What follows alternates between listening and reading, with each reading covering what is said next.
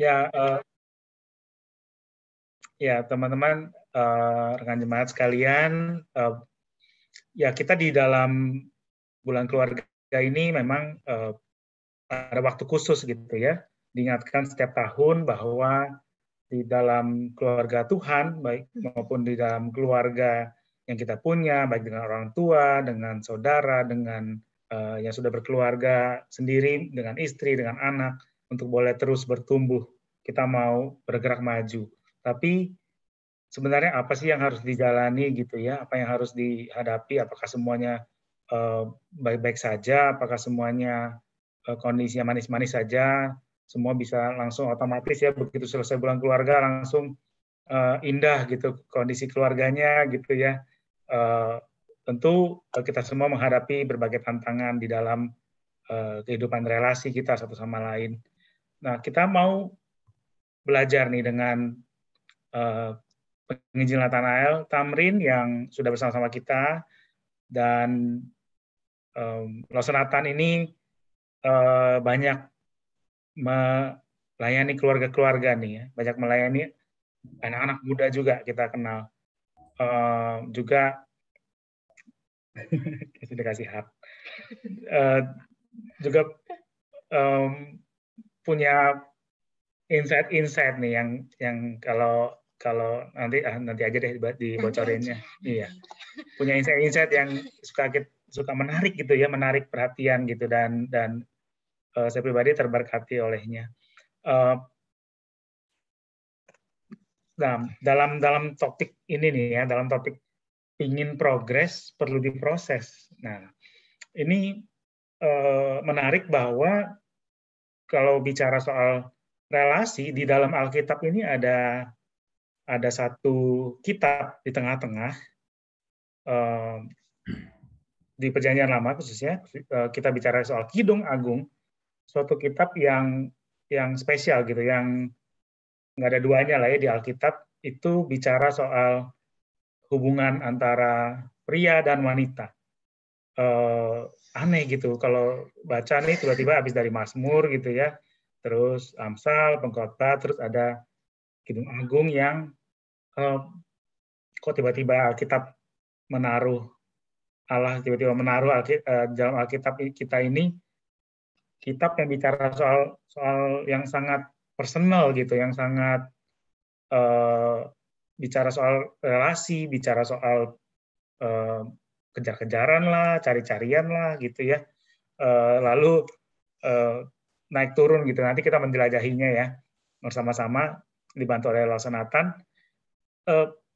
Sebenarnya apa sih maksud Tuhan gitu ya di dalam kitab Kidung Agung ini? Apakah ada sesuatu yang lebih dalam atau sekedar hanya puisi tentang hubungan lawan jenis misalnya gitu ya?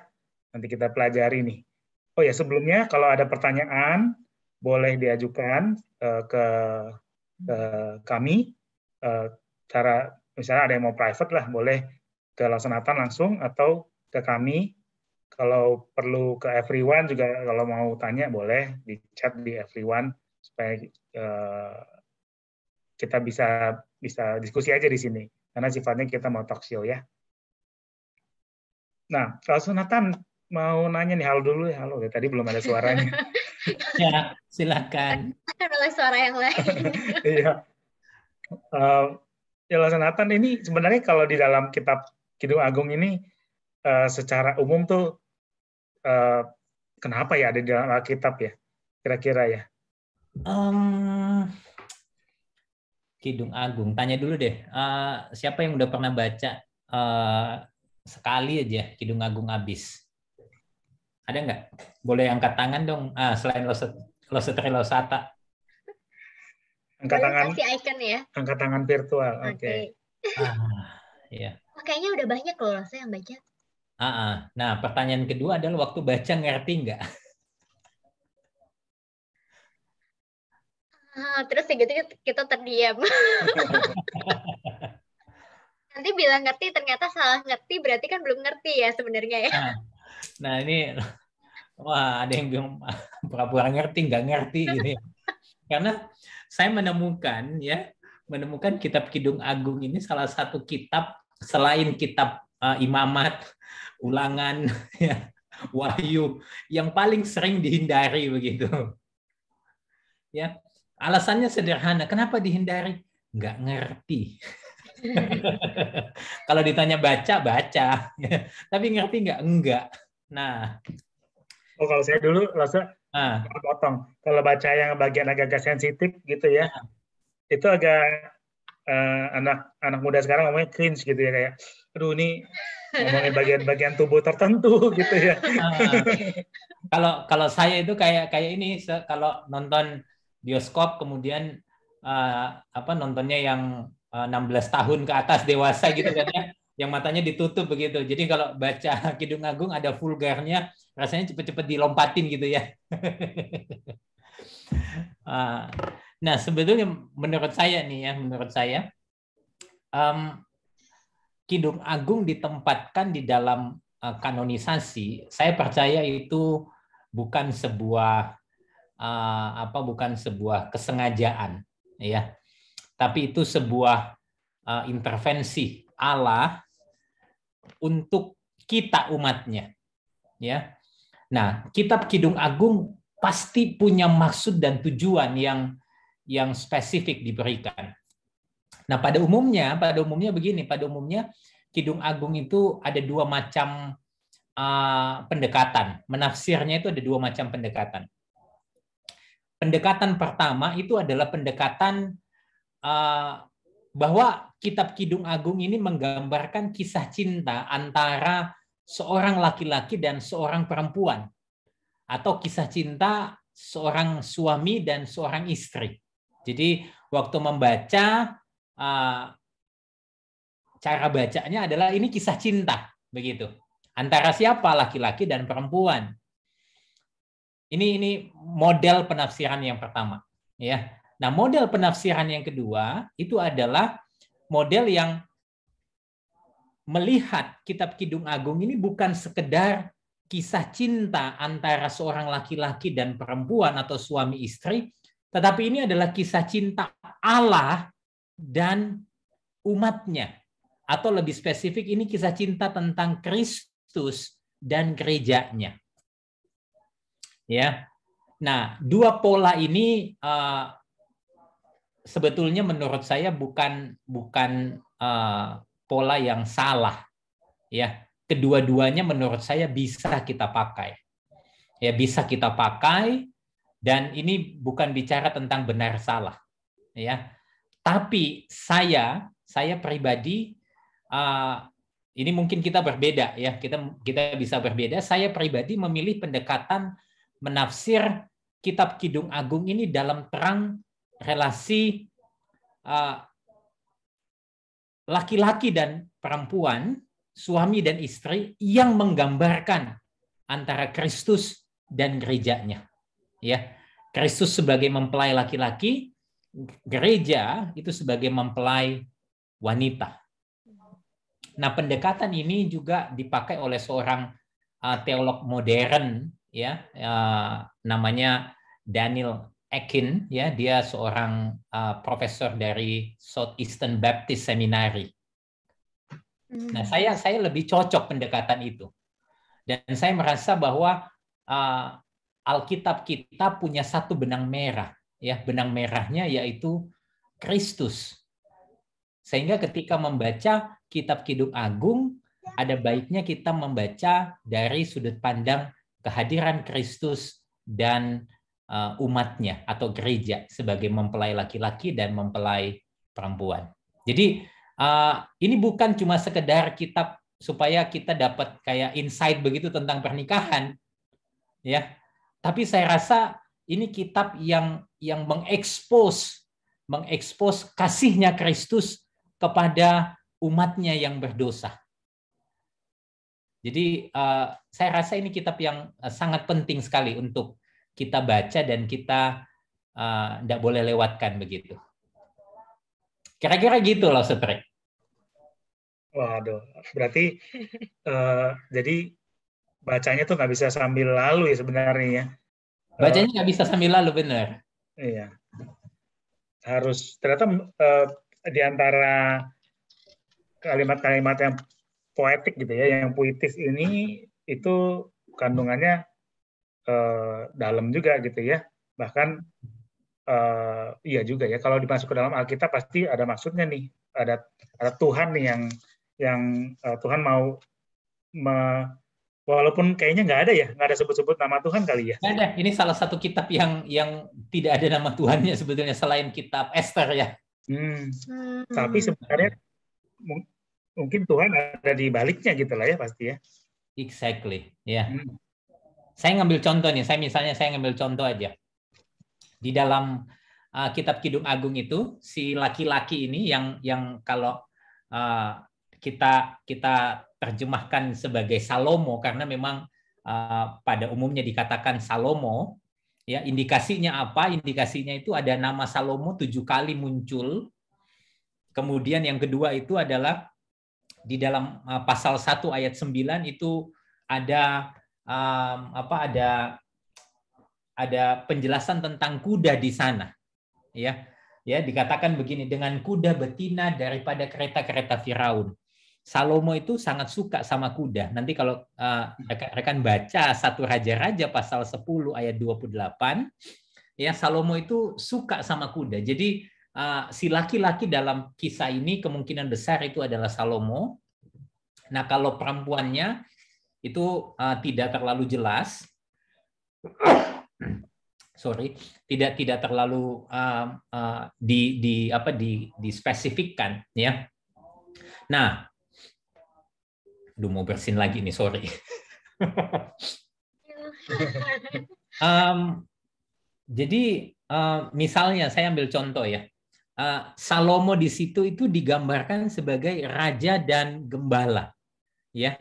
Jadi kalau kita baca pasal 1 ya, raja dan gembala itu menjadi sebuah penggambaran tentang laki-laki yang ada di dalam impiannya si wanita begitu dan sebagainya. Nah, kalau kita coba melihat kehadiran Kristus, Kristus juga hadir sebagai raja dan juga sebagai gembala. Iya ya, jadi di situ ada korelasinya ya. Kristus itu sebagai raja dan gembala. Misalnya kalau kita baca nubuatan yang ada di dalam kitab Mika pasal 5 gitu kan ya. Kristus itu digambarkan sebagai dia raja yang akan lahir di Bethlehem. Lalu kalau kita baca 1 Petrus 5 ayat 4, dia itu adalah gembala yang agung. Sehingga saya melihat bahwa Salomo yang digambar yang ada di dalam kisah Kidung Agung ini itu menjadi bayang-bayang daripada kehadirannya Kristus. Nah, sampai di sini dulu. Jadi ini contohnya. Kalau kita mau membaca kitab Kidung Agung, ini pandangan saya. Mungkin beberapa hamba Tuhan berbeda, silahkan ya. Tapi saya melihat ini sebagai sebuah gambaran kehadiran Kristus yang mengasihi umatnya, yang digambarkan lewat kasih Salomo dan si wanita itu, begitu. Kira-kira begitu, Lausatri. Kalau buat Lausanatan sendiri, apa yang membuat gitu ya bahwa kitab Kidung Agung ini nih kayak gimana sih kita sebagai apa yang menarik untuk kita terapkan gitu ya dalam kehidupan baik pernikahan ataupun keluarga, itu yang lo pelajari apa lo? Ini kalau saya melihatnya ya, kalau kita mesti lihat ini dari sisi ininya, dari sisi outline-nya dulu. Ya, jadi kitab Kidung Agung ini ternyata saya punya mimpi sebetulnya. Saya punya mimpi adalah saya boleh menulis buku katekisasi pranikah yang based on eksposisi kitab Kidung Agung sebetulnya. Ya, karena apa?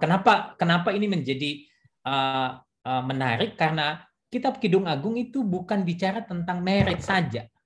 Tapi ternyata kalau kita lihat outline-nya, pasal 1 sampai pasal 2 itu bicara tentang apa? Bicara tentang masa-masa kalau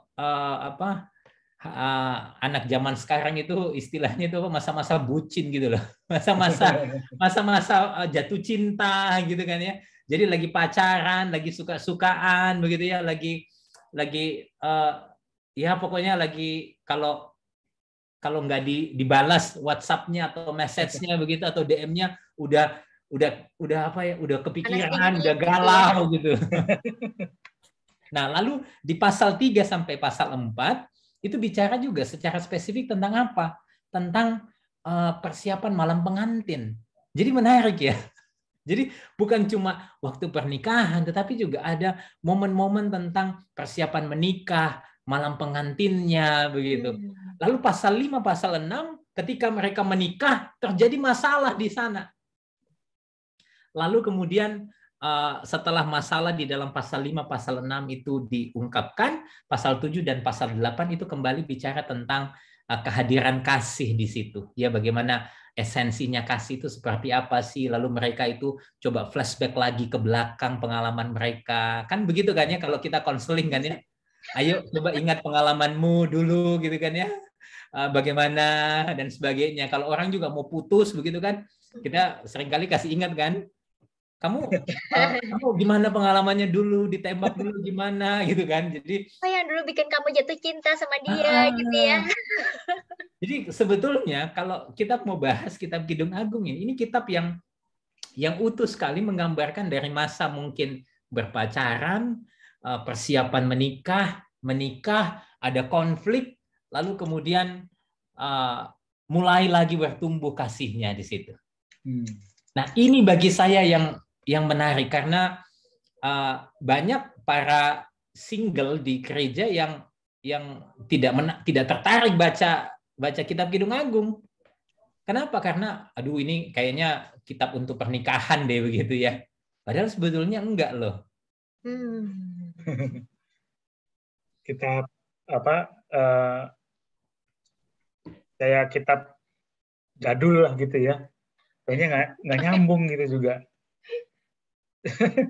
Iya, jadi kalau menurut saya sih ini kitab yang menarik sekali ya. Jadi kalau bisa buat buku katekisasi pranikah, lalu kemudian buat buku tentang pernikahan ya, bagaimana mengatasi konflik apa dan sebagainya. Wah, ini kitab yang sangat baik sekali kalau dijadikan sebuah buku untuk eksposisi dalam konteks pernikahan begitu dan berpacaran begitu kira-kira. Itu bagi saya yang menarik. Kalau dari penjelasan Laksana Nathan tentang outline-nya gitu ya, ini kan sebenarnya memang menggambar apa yang terjadi dalam banyak relasi gitu ya Laksa ya. Kayak ada baiknya, ada buruknya gitu. Tetapi kan memang ya pada kenyataannya ternyata dalam kitab ini pun ya juga digambarkan nggak selalu baik loh gitu, nggak selalu indah lah gitu ya. Ternyata yang kayaknya diawali dengan begitu mesra, begitu bucin gitu. Aduh, jarang mengucapkan kata itu aja. Kelihatan generasinya. Tapi ternyata ya sebenarnya itu juga digambarkan sehingga mungkin tuh kayak ya ada pesan yang Tuhan mau kita pelajari pastinya ya, yang Tuhan mau kita pelajari nih gitu. Dalam menghadapi masa-masa berbagai musim kehidupan itu. Exactly. Nah, ini saya kasih contoh deh ya. Saya share screen dulu deh ya. Ya ini Salomo dan kasih hatinya gitu ya kira-kira ya. Pamer dulu deh ya. Ya, jadi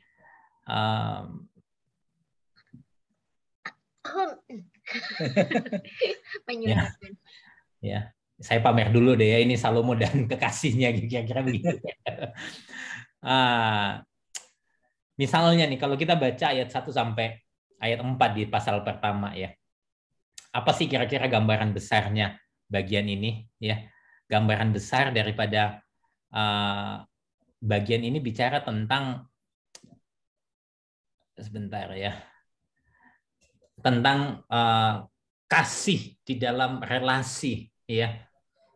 Yang sedang menuju kepada pernikahan yang merefleksikan kasihnya Tuhan yang Tuhan desain itu baik dan yang menunjuk kepada apa? Kepada kesetiaan daripada Kristus sebagai gembala dan raja.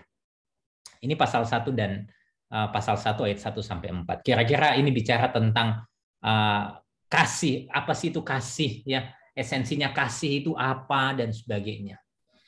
Nah, ini pasal 1 sampai pasal 1 ayat 1 sampai 4. Lalu kemudian kalau move lagi, ya, di pasal 1 ayat 5 sampai 6, sebenarnya kalau kita saya kasih summarize-nya yang saya kutip ini juga dari Daniel Akin, ya, dia mengatakan bahwa relasi pernikahan itu berada di dalam dunia yang sudah jatuh. Ya, dan itu artinya kita bisa sekali punya relasi yang buruk satu dengan yang lain. Tetapi kalau kita itu melihat ini di dalam terang penebusan yang sudah dilakukan oleh Kristus, seharusnya kita itu bisa merespon satu dengan yang lain dengan apa? Dengan kasih dan anugerah yang sudah kita terima di dalam Kristus.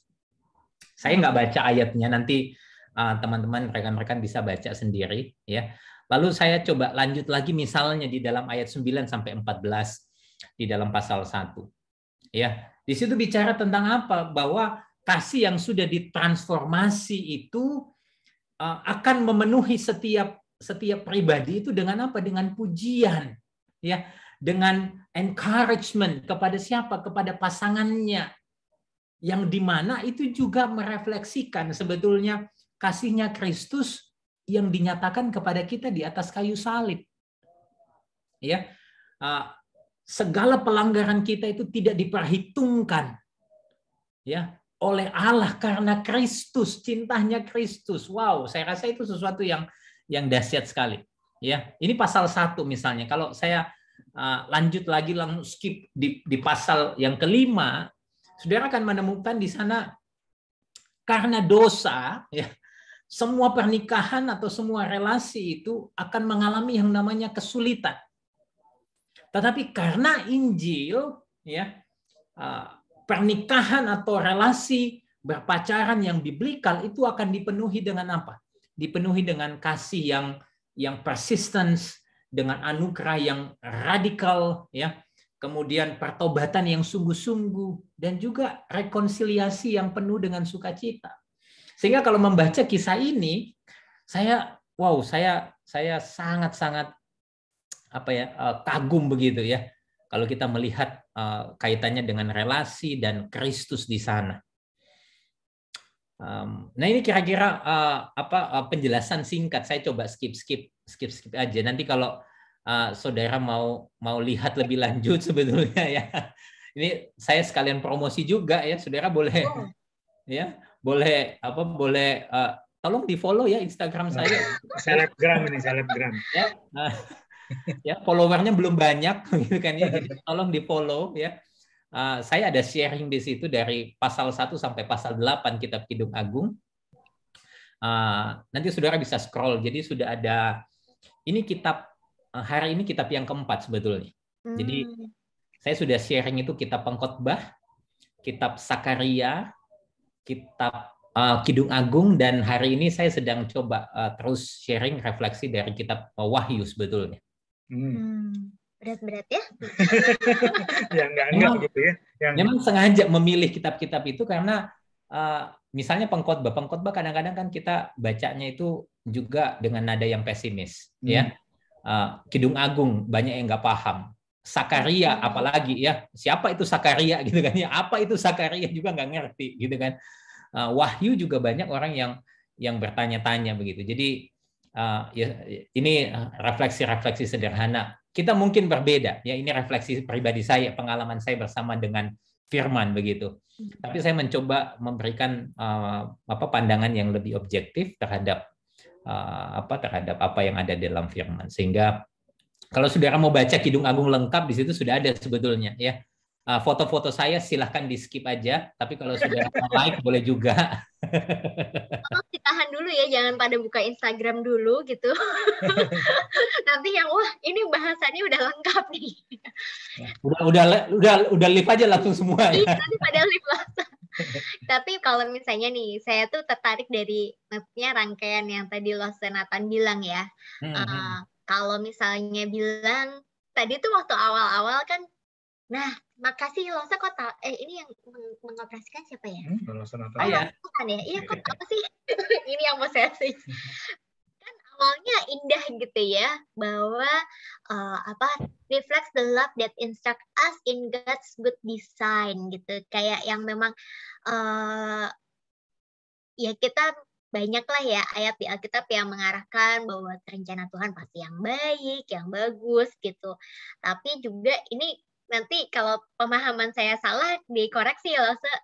Tapi bahwa di slide berikutnya Losa Nathan bilang nih bahwa ya we live in a fallen world gitu ya, termasuk pernikahan. Mungkin ini juga ya yang bisa menjelaskan kenapa banyak pernikahan Kristen tetapi ya tidak baik gitu, kayak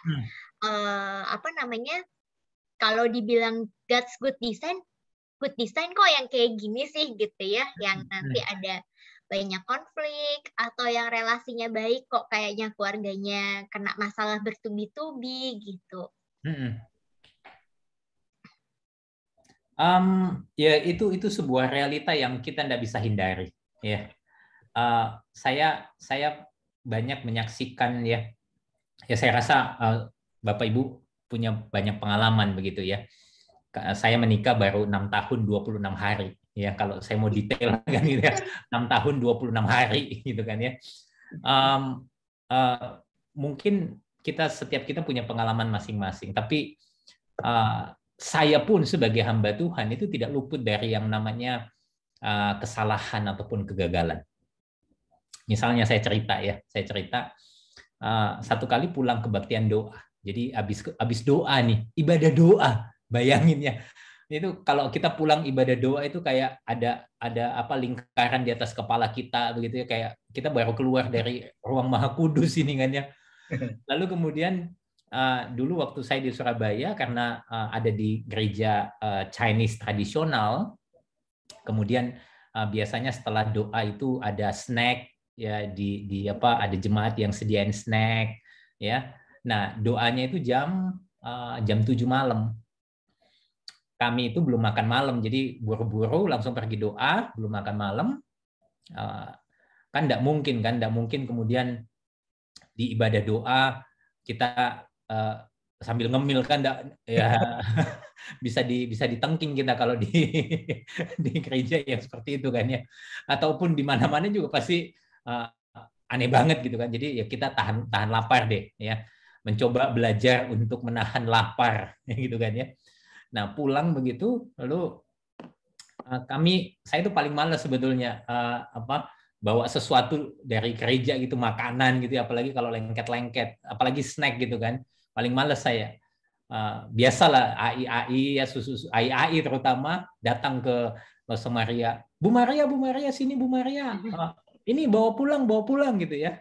Nah yang dikasih waktu itu adalah kue basah yang kalau bahasa Sundanya itu lepet, lepet ya, ngerti nggak sih lepet? Iya. Ya, yang agak lengket-lengket lah pokoknya. Yang lengket-lengket gitu kan. Nah, saya ini orang yang agak OCD begitu. OCD itu yang nggak suka lah yang kayak gitu-gitu gitu kan. Aduh, lengket banget gitu. Pokoknya nggak terlalu nyaman gitu. Nah, lalu Losa Maria dibawa pulang 2 biji gitu, lepet. Nah, waktu sudah dibawa pulang, turun lift. Jadi gerejanya ada liftnya, kita turun lift, mau ke parkiran mobil, lalu Losa Maria itu bawa tas di tangan di tangan kirinya, gitu kan kayak lagu ya. Jadi di tangan kirinya dia bawa tas, di tangan kanannya ini dia pegang 2 lepet begitu. Lalu dia bilang sama saya begini, kok tolong bukain pintu mobil. Kalau dulu pacaran, waduh ya. Itu kan film-filmnya kan begitu ya, pacaran dibukain pintu mobil. Begitu married, lu buka sendiri aja pintu mobilnya kan ya. Nah, waktu dia bilang gitu, kamu bukain dong pintu mobil. Terus aku bilang begini, aduh, kamu kenapa sih? Tumben banget minta saya bukain pintu mobil. Iya, soalnya tangan saya penuh nih. Lalu dia tahu juga kalau lepet itu kalau dia pindah tangan lagi, akan lengket lagi tuh. Kan? Nah, kalau tasnya dia pindahin ke tangannya, tasnya nanti kena lepetnya juga berabe kan ya, repot kan bersihinnya. Nah, terus dia tahu lagi kalau buka pintu mobil, pegang handle mobil, lengket-lengket begitu, saya paling nggak suka. Jadi akhirnya ya udah saya bukain, saya simpan tasnya di tengah, dia naik duduk begitu. Nah, lalu di atas mobil waktu kami jalan, baru keluar dari gereja, saya tuh bilang begini sama dia, aduh, kamu ini loh, rempong banget sih. Serius. Jadi kenapa saya bilang begitu? Karena waktu dia duduk, waktu mobil jalan, saya lagi nyetir, baru keluar pintu gereja, dia langsung bilang begini sama saya, kok tolong ambilin tisu basah di tas. Ya, jadi waktu dia bilang begitu, saya langsung ngomong gini, kamu kok rempong banget sih? Nah, perkataan itu sebenarnya itu perkataan yang nggak kasar menurut saya. Maksudnya rempong itu ya memang biasa lah ya. Saya nggak tahu ya, ibu-ibu seneng nggak sih dibilangin rempong gitu? I know how you feel, Senatan. Oh gitu ya. Jadi ini saya cerita dulu. Jadi waktu saya bilang begitu, dia langsung diem.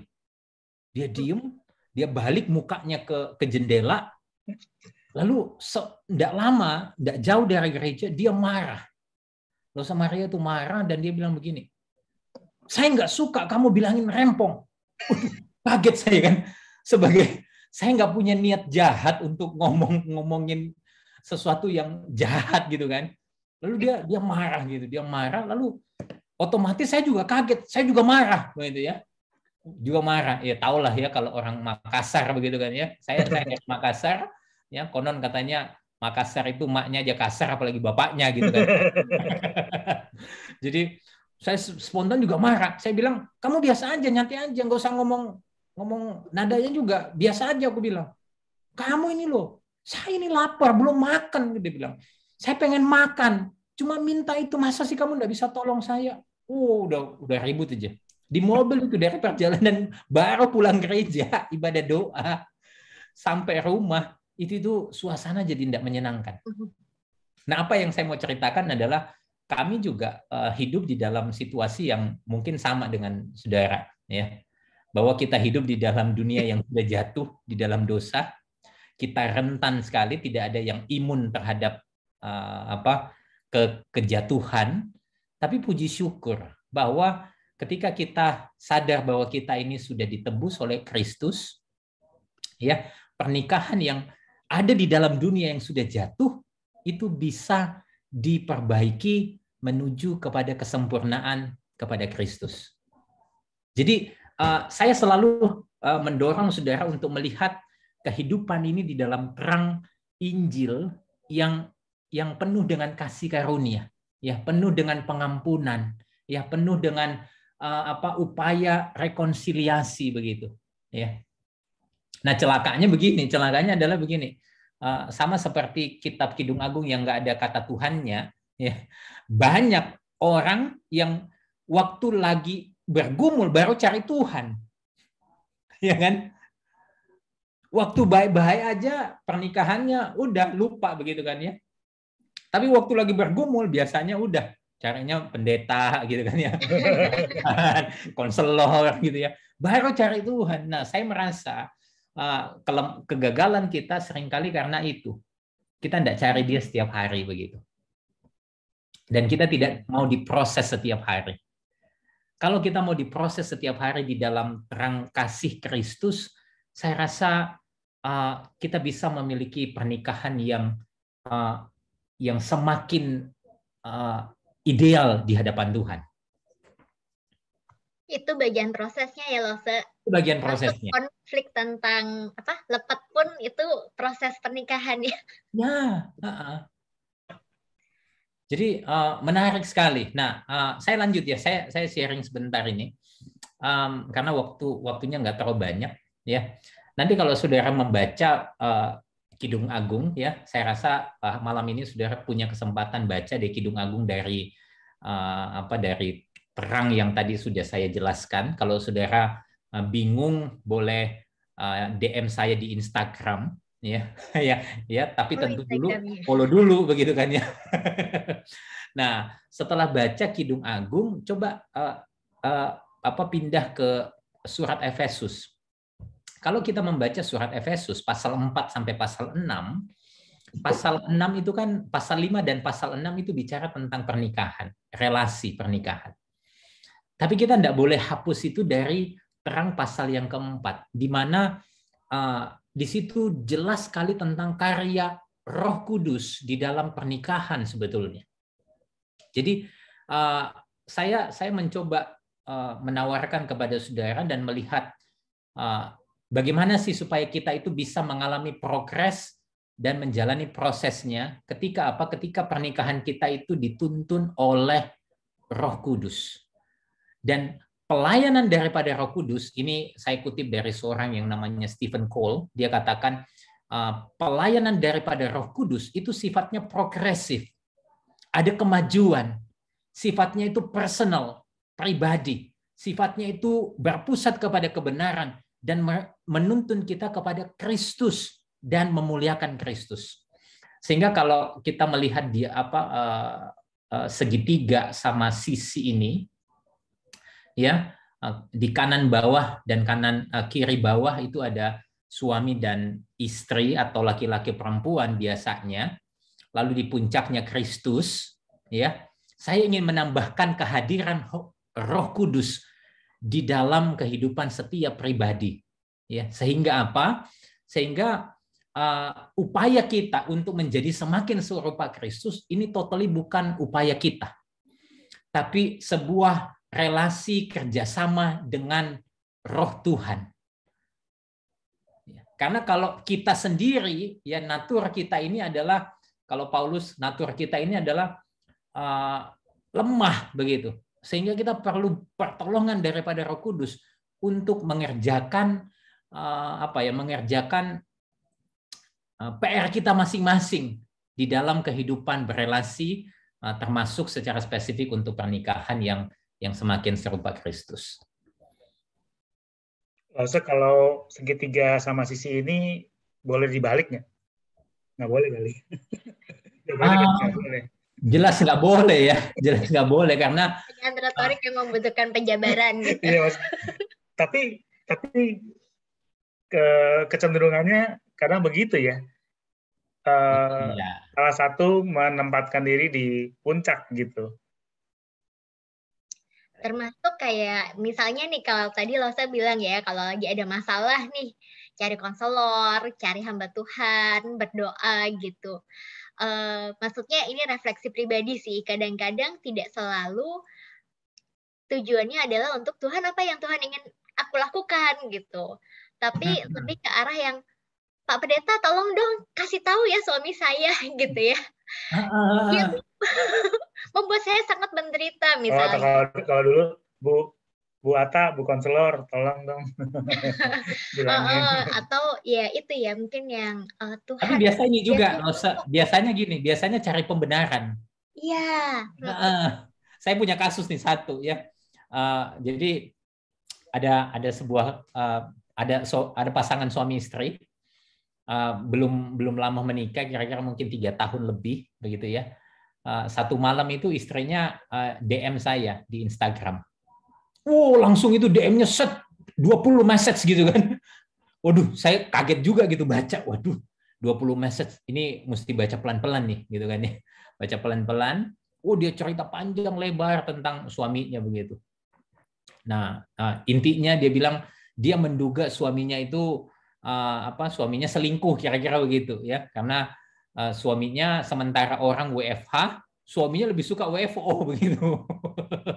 Lalu keluar kota pula gitu ya. Satu kali dia buka handphone suaminya, dia lihat loh kok ada message yang lain ini ya. Lalu disimpan lagi ya, ditutup-tutupi gitu. Lalu dia bilang sama saya begini.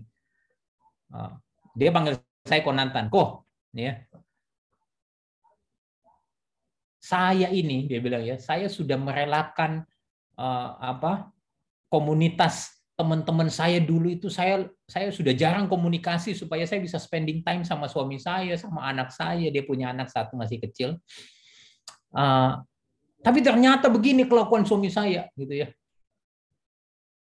"Oh Nathan, saya lebih baik balas nih," gitu. "Emang cuma dia doang yang bisa selingkuh?" Dia ngomong gitu sama saya. "Saya juga boleh," dia bilang. Waduh, dalam hati, kalau saya bolehin, saya di sini dipanggil lagi. Saya bilang nggak boleh juga. Nanti dia bilang, "Oh, kamu nggak empati," gitu kan ya. "Kamu nggak kasih, kamu nggak ngerti perasaan saya, kamu nggak ngalami apa yang saya ngalamin," gitu. Lalu saya cuma bilang begini, sebelum kamu berpikir untuk melakukan sesuatu, saya boleh minta kamu ambil waktu doa. Tanya, bilang sama Tuhan, "Tuhan, apa yang harus saya lakukan?" Itu aja. Nah, saya rasa itu menjadi sebuah bagian daripada pembelajaran kepada si istri untuk apa? Untuk tidak melihat persoalan itu terlebih dahulu, tetapi dia melihat dirinya terlebih dahulu begitu. Ya. Nah, saya rasa itu yang penting, itu hal yang penting begitu. Acap kali kalau sudah konflik, yang ada kan kita lebih suka nunjuk orang kan ya. Ya, lebih suka nunjuk orang. Kalau laki-laki itu juga nggak mau salah, gitu kan ya, biasanya kan gitu, nggak mau salah, paling benar, ya. Nah, ada baiknya saya rasa kita perlu mengecek diri kita begitu, ya. Apakah betul hidup kita juga sudah benar? Nah, kira-kira begitu, Lausata. Jadi kalau misalnya bedanya adalah kayak membawa masalah kita ke Tuhan itu bukan jadi gini, kayak belajar bagian dari proses ini adalah untuk tidak berusaha menyelesaikan masalah dengan cara kita sendiri, tetapi datang ke Tuhan untuk tahu Tuhan maunya kita ngapain gitu ya. Yes. Tapi karena kan mungkin secara alami bawaannya adalah yang saya harus kontrol, saya harus awasi pasangan saya dan lain sebagainya gitu ya. Apalagi kalau memang konflik-konflik yang berat gitu loh dalam pernikahan gitu. Nah, ini kan bukan seminar ini ya pernikahan ya. Ini bukan seminar pernikahan ya. Sekali lagi kalau saudara sedang konflik begitu ya, please hubungi konselor langsung ya. Ini bukan forumnya, itu sebabnya saya pengen kasih take home message sederhana begitu ya. Nanti kita bisa discuss lagi. Ya, take home message-nya begini. Keberhasilan sebuah relasi apapun itu ya tidak terletak pada seberapa keras usaha kita untuk mengupayakannya. Ya, sekalipun ada upaya yang kita lakukan, melainkan pada seberapa lembut hati kita untuk mau dituntun oleh Roh Kudus. Tolong di capture ini ya. Ini dari saya nggak ngutip mana-mana, ini ya hasil pergumulan terhadap materi ini begitu ya. Jadi keberhasilan sebuah relasi itu tidak terletak pada seberapa keras usaha kita untuk mengupayakannya, melainkan pada seberapa lembut hati kita untuk mau dituntun oleh Roh Kudus. Jadi waktu bicara tentang relasi dan Kristus, ya karya Roh Kudus itu selalu pointing us to Christ, ya selalu membuat kita itu kepada Kristus. Sehingga membaca kitab Kidung Agung, saya rasa juga kita perlu minta tuntunannya Roh Kudus. Supaya apa? Supaya kita bisa mengerti ini bukan hanya sekedar ini nasihat pernikahan, nasihat berelasi, tetapi ini menjadi sebuah kitab yang bisa menolong kita untuk mengalami pertumbuhan di dalam relasi begitu. Kira-kira gitu. Iya sih, ini bentar saya mau mencerna dulu nih. Iya. Sebenarnya ya jadi kembali ke Kidung Agung. Memang ini sih ya, dimensinya jadi ketika membaca Kidung Agung sesuai dengan dalam terang, kita kan istilahnya di dalam masa setelah perjanjian baru lah ya, maksudnya kita sudah tahu Kristus, kita punya teladan kasih, kita punya teladan anugerah, kita punya apa ya sehingga dalam hubungan itu, hubungan apapun atau bahkan misalnya seistimewa hubungan suami istri gitu ya, hubungan keluarga itu kita punya teladan gitu ya, kita nggak upaya diri sendiri bergantung pada bergantung pada karakter orang itu lagi baik apa enggak, kondisinya lagi sekitarnya lagi kondusif apa tidak gitu ya, tapi sungguh kita punya Tuhan yang sudah menunjukkan kasihnya sebegitu rupanya kepada kita, sehingga itu adalah contoh yang mau cari contoh di mana lagi ya, kasih sempurna dari Tuhan gitu. Dan kita bisa tahu dari mana, dari pertolongan Roh Kudus yang bisa menuntun kita terus mengingatkan tentang kasih Tuhan itu. Gitu sih, kayak wow, iya juga ya. Jadi baca Kidung Agung tuh modelnya tuh ada gitu loh. Model sempurnanya tuh ada gitu. Iya. Jadi saya juga senang gitu loh kalau baca misalnya tulisan-tulisannya Tim Keller ya.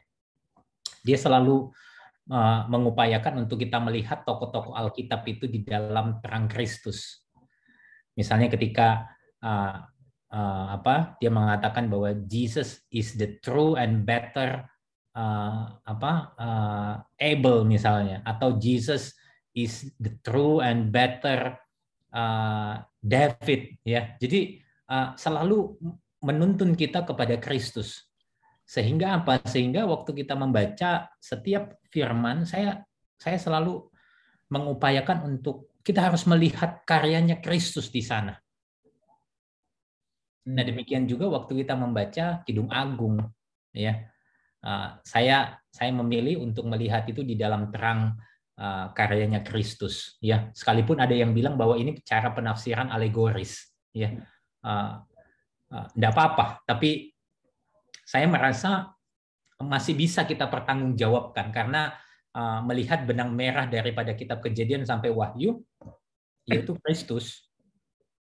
Dan selalu ketika kita melihat tentang relasi, kita juga harus melihatnya itu di dalam terang kasih karunia-Nya Kristus. Dan ya kalau kita mau ngalamin progres, lewatin prosesnya, ya kita harus berakar dulu atau meletakkan fondasinya itu di atas kasih karunia-Nya Kristus. Ya, saya lupa siapa yang ngomong, dikatakan begini, kamu salah, tapi aku tidak jauh lebih baik. Ya, jadi kamu memang salah, tapi aku tidak jauh lebih baik. Artinya apa? Orang ini mencoba mengatakan bahwa kita ini sama-sama orang yang nggak benar. Ya, even kamu salah, tapi saya nggak jauh lebih baik.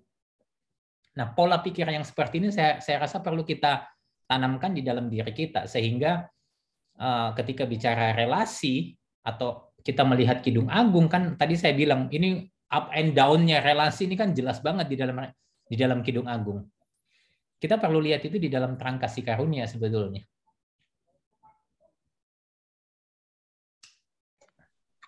Wow, oke. Kalau dalam bentuk nyata sehari-harinya nih ya, proses apa sih yang sebenarnya ya seringkali kita tuh miss gitu, dan mungkin kita melihat itu bukan sebagai proses gitu, tetapi sebagai mencoba, maksudnya sebagai hal yang justru dikeluh kesahkan, atau mungkin saya seharusnya nggak mengalami ini nih gitu. Kenapa saya harus mengalami ini, berada dalam kondisi ini gitu. Jadi apa sih yang mungkin sebenarnya kita perlu sadari dalam kehidupan sehari-hari gitu ya. Belajar dari kitab Kidung Agung ini. Iya, yang namanya proses itu kan tidak selalu harus enak dan sesuai kita ya. Kadang-kadang memang Tuhan proses itu lewat sesuatu yang kita tidak suka. Ya, misalnya seperti seorang anak yang nggak suka makan sayur gitu kan ya, masa kita biarin gitu kan?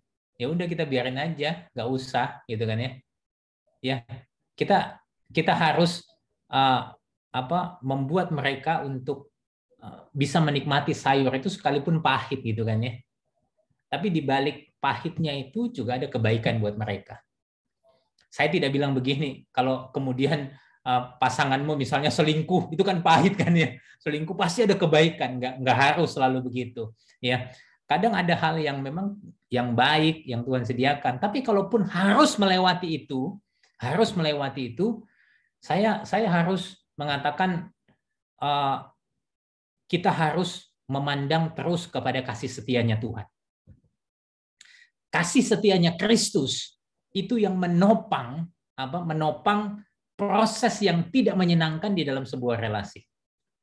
Ada tuh di salah satu postingan saya di Instagram, nanti coba dilihat deh gitu ya. Jadi kalau kehidupan relasi ini up and down ya, lalu kita tempatkan sandaran kita kepada kondisi itu, kita akan banyak kecewa. Tapi kalau kita tempatkan sandaran kita kepada Kristus yang tidak mengecewakan, kasih setianya yang kekal, itu kita akan bisa melewati proses itu, sekalipun memang tidak menyenangkan. Ya, saya kalau boleh cerita begitu ya, saya awal-awal pernikahan, 1 tahun pernikahan itu udah nggak konflik cukup banyak. Sekalipun kami itu punya marriage counselor. Kami sampai hari ini punya marriage counselor. Ya, jadi misalnya waktu 2 bulan yang lalu grandma saya meninggal di Sulawesi Selatan. Lalu kemudian karena papa saya anak pertama, papa itu mesti datang, di mana perjalanan dari tempat papa ke rumahnya oma itu kira-kira 3,5 jam. Dan tahulah kalau meninggal kan nggak mungkin, ya udah nggak bisa nih 2 hari lagi ya kan, nggak bisa kan. Waktu ada kabar mesti segera pergi begitu kan ya. Dan papa saya juga di dalam kondisi yang tidak terlalu baik. Tidak baiknya itu adalah penglihatannya sudah tidak terlalu baik gitu ya, sudah pernah dioperasi dan tidak bisa pulih, sehingga kalau bawa mobil kadang-kadang itu malam itu sudah tidak kuat. Pernah sekali dia parkir mobil di garasi begitu, dia seruduk tembok gitu ya. Lalu saya tanya, Pak kenapa? Nggak apa-apa nak, katanya, nggak apa-apa nak. Saya tahu kalau matanya sudah tidak terlalu bagus kalau malam. Lalu saya bilang sama Loso Maria, aku pulang ya sebentar ya. Jadi itu malam-malam kira-kira jam 6 malam, jam 6 saya bilang ada flight jam 2 subuh. Kalau flight masih mesti PCR, saya masih bisa pergi cari PCR yang cepat 3-4 jam bisa keluar. Lalu saya pergi, saya cuma drive karena papa berangkat jam 5 subuh. Saya bilang begitu saya nyampe di bandara, papa bisa jemput, saya langsung bawa temenin begitu. Lalu kemudian kami konflik karena itu. Saya bilang kamu enggak usah ikut sama Loso Maria. Dia bilang enggak apa-apa, aku perlu ikut. Saya bilang kamu boleh handle pelayanan saya di sini di Jakarta. Saya bilang sementara saya pergi nih. Lalu kami konflik karena itu. Tapi entah bagaimana saya ini orang yang kadang-kadang suka ngotot gitu ya, yang nggak mau kalah begitu kalau debat ya. Ada kelemah lembutan begitu. Saya bicara dengan tenang ya. Malah Loso Maria yang ngegas ya gitu, dia ngegas. Pokoknya enggak boleh, pokoknya boleh dan sebagainya. Lalu kemudian saya bilang gini deh. Kamu coba discuss sama marriage counselor kita. Apa yang harus kita lakukan? Lalu dia gengsi, dia nggak ngomong. Lalu saya bilang ya udah, nggak usah berangkat deh. Kita serahkan sama Tuhan deh, Papa. Kita doain aja dari jauh, saya bilang. Ya udah, semua berjalan dengan baik, Papa bisa drive, pulang pergi, begitu kan ya, sampai selamat sampai hari ini. Lalu kemudian Loso Maria baru ngomong sama saya, dia bilang gini, waktu 1-2 hari setelah kita konflik itu, saya nanya sama marriage counselor. Dan marriage counselor bilang, ya harusnya kamu itu backup Nathan. Ya, persis seperti apa yang saya bilang sama dia. Lalu dia bilang, sorry ya, aku keliru, dia bilang. Nah, ini proses yang tidak menyenangkan. Peristiwa duka itu tidak menyenangkan, kemudian konflik pun itu tidak menyenangkan. Di momen-momen itu, apalagi kalau di masa-masa grieving, ya masa-masa berduka itu kan tidak menyenangkan sekali ya. Kita tidak bisa lihat ya. Saya bisa membayangkan bagaimana orang-orang yang ditinggal pasangannya yang kena COVID lalu tidak bisa lihat lagi begitu ya. Betapa terlukanya hatinya dan sebagainya. Nah, itu proses yang tidak menyenangkan. Tapi lewat proses itu, Losa Maria akhirnya belajar bagaimana merespon. Ya, saya pun juga belajar pada waktu itu bagaimana merespon pasangan dengan tenang dan sebagainya. Nah, itu prosesnya. Jadi kalau bicara proses, saya harus katakan bahwa tidak semua proses akan menyenangkan. Mungkin ada yang pahit. Kalaupun pahit, telan itu sebagai sebuah kesempatan untuk mengalami pertumbuhan di dalam Kristus.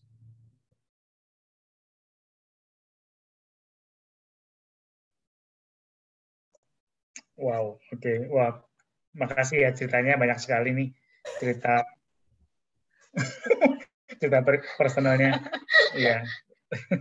Namanya talk show kan, jadi saya harus, daripada saya ceritain kasusnya orang lain, saya refleksi kasusnya saya gitu kira-kira. Yang diceritakan kasusnya pas hadir gitu, nanti kan malah nggak enak ya loh saya kalau kayak gitu ya. Tapi memang berarti kan proses ini nih sangat mungkin tidak kita sadari gitu ya, karena terjadinya sehari-hari.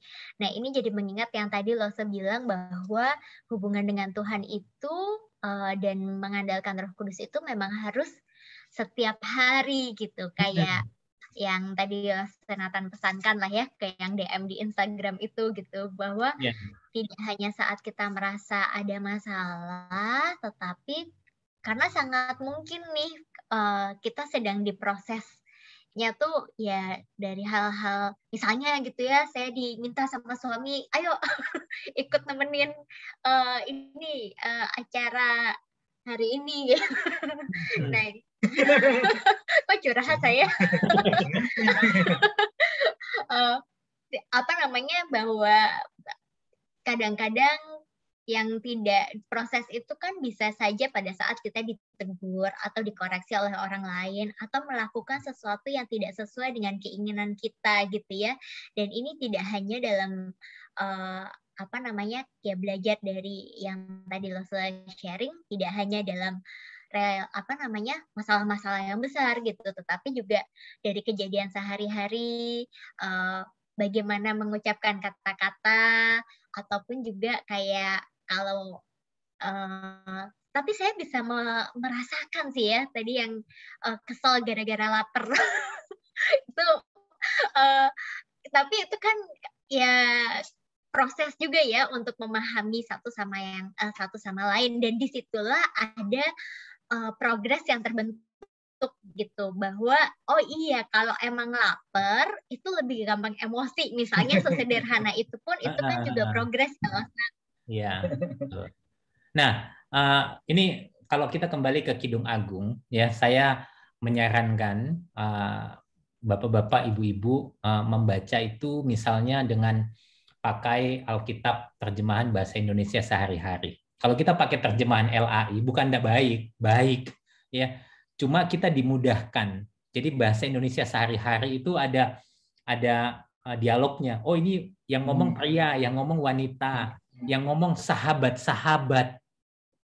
Ya, atau pakai terjemahan misalnya yang modern, misalnya kayak NIV, ESV ya, English Standard Version, atau mungkin pakai terjemahan apa lagi ya yang lebih modern. Kalau King James itu rasanya nggak ada, saya nggak lihat penggalan-penggalan itu. Saya bacanya NLT.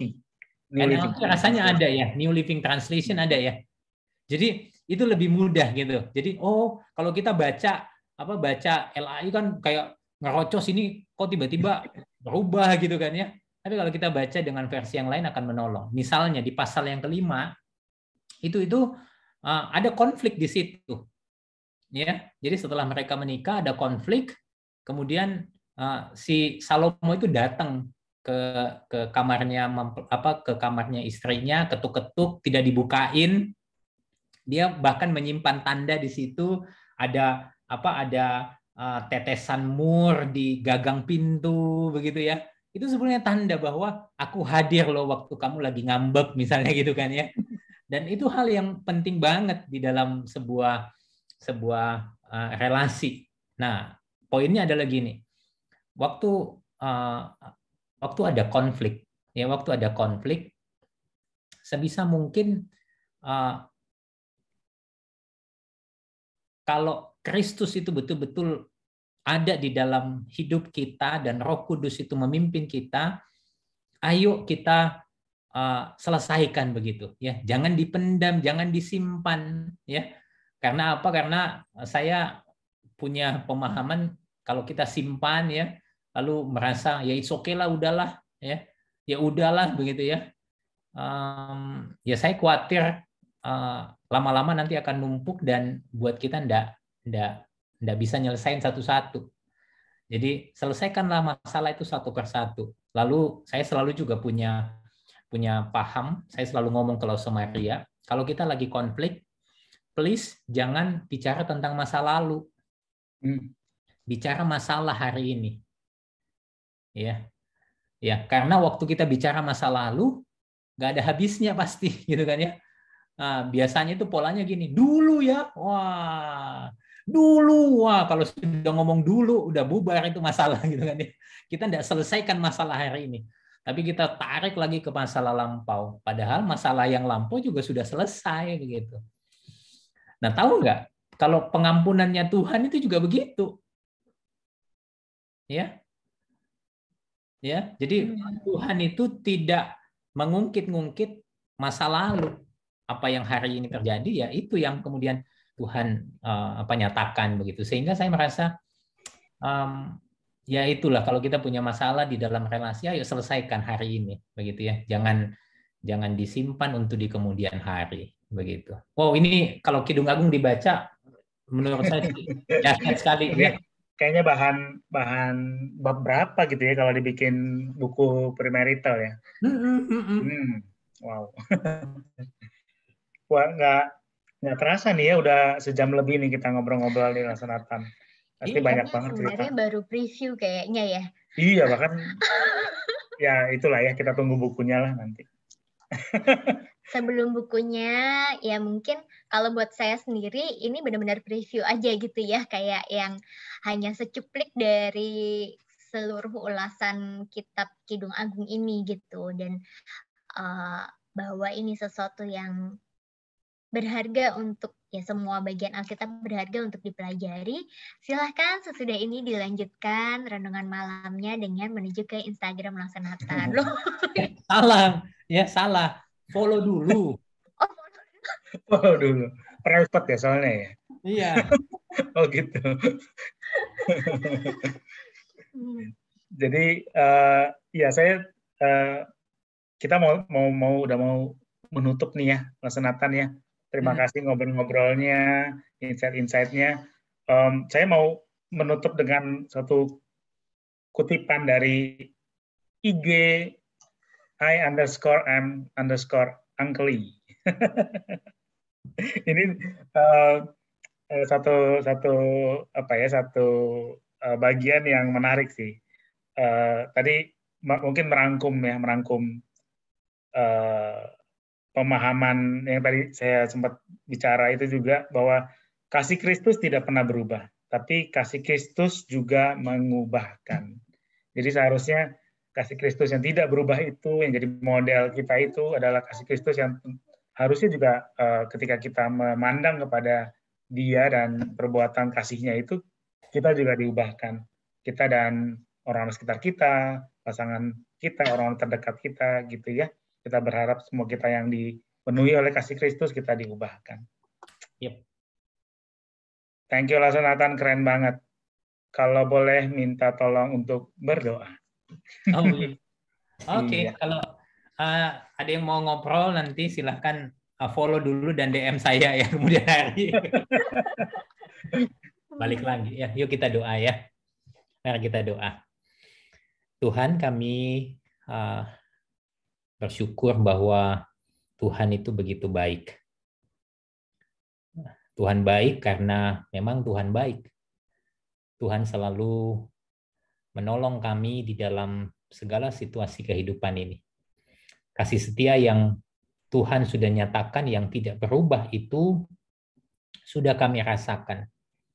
Acap kali kami yang keras kepala, kami yang keras hati.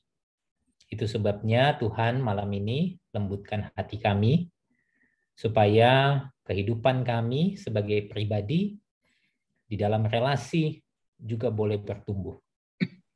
Berkati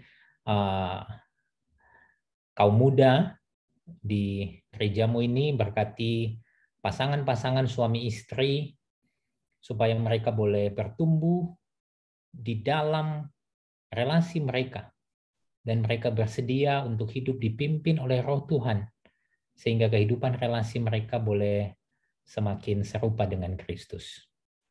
Terima kasih untuk malam ini. Tuhan berkati kami semua. Di dalam nama Tuhan Yesus kami berdoa. Amin. Amin.